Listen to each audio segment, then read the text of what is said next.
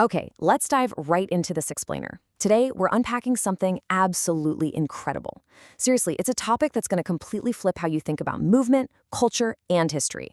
We're talking about capoeira, and we've got three massive themes to cover today: rhythm, power, and resistance. Now, this isn't just your standard history lesson, right? And it's definitely not just a sports breakdown. It's really this beautiful, wild story of human endurance and artistic brilliance.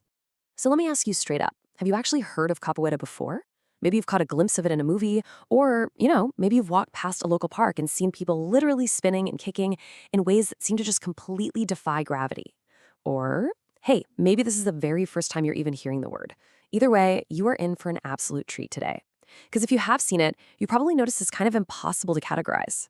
And, well, there's a very specific structural reason for that. See, capoeira is this deeply unique Brazilian art form that just flat out refuses to be put into a single box. It basically mashes up four totally distinct disciplines: martial arts, dance, music, and acrobatics. I mean, just think about that combo for a second. You've got the raw, striking power and defensive strategy of a martial art, right? But it's seamlessly woven into the fluid, rhythmic expression of a dance. Then you layer in live music, which, as we'll see, is literally the heartbeat of the whole thing, and top it all off with these jaw-dropping acrobatics. It's admired all over the globe for this exact blend of beauty and raw power. But to truly understand how all these pieces lock together, we've got to rewind a bit. To really grasp what capoeira is at its core, we need to slow down for a second and look at its roots, the roots of resistance. This amazing mix of music, dance, and combat, it didn't just casually develop in some modern training gym. Not at all. It was born out of absolute necessity, under incredibly dark circumstances. That beauty and rhythm we were just talking about, they were originally a literal vehicle for survival. Capoeira was actually created by enslaved Africans in Brazil. And this right here is the heavy, historical anchor of the art form. They developed this practice as a direct, physical way to fight for their freedom and to fiercely protect their culture when they were facing just unbelievably oppressive conditions. By disguising their martial arts training inside the flowing movements of a dance and masking it with the communal joy of music, they could preserve who they were. The acrobatics, the dance steps, they weren't just for show.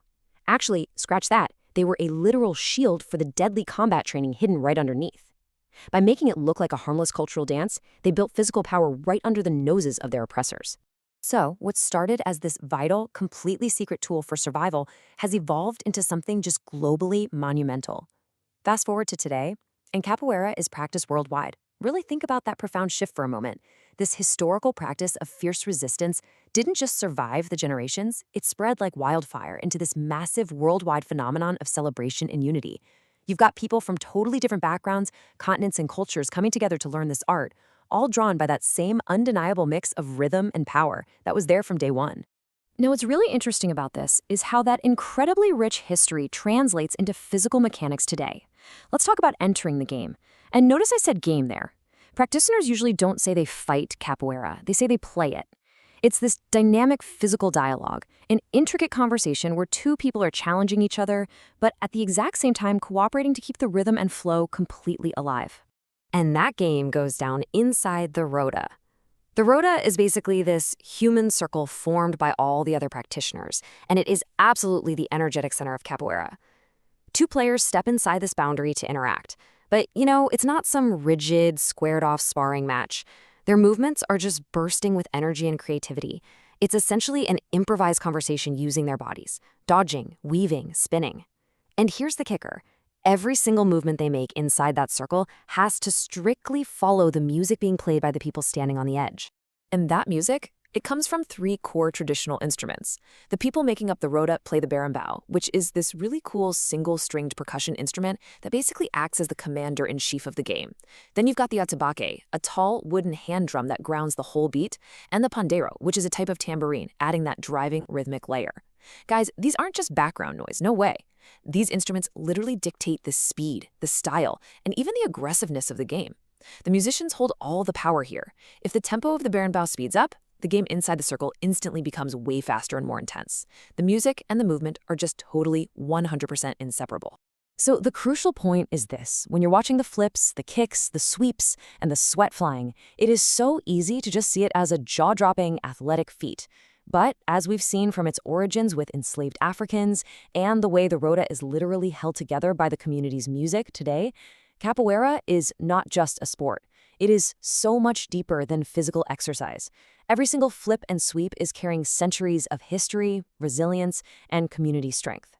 At its absolute core, it is a celebration of resistance, identity, and freedom. Every single time players step into the roda, every time that berimbau is struck, they are keeping a profoundly important culture alive. They're actively honoring the unimaginable resilience of those who fought for their humanity centuries ago. Capoeira isn't just history. It's a living, breathing embodiment of those three concepts: resistance to oppression, fierce protection of identity, and the triumphant joy of freedom, all expressed entirely through the human body. Which really brings us to our final thought today. Seeing how deeply the creators and the modern practitioners of capoeira have used movement in music to claim their space in the world, I want to leave you with this. How do you express your own identity and freedom? What are the practices, the rhythms, or the passions in your own life that keep your unique culture and spirit alive? Think about that for a bit. Thanks so much for joining us for this explainer, and keep exploring.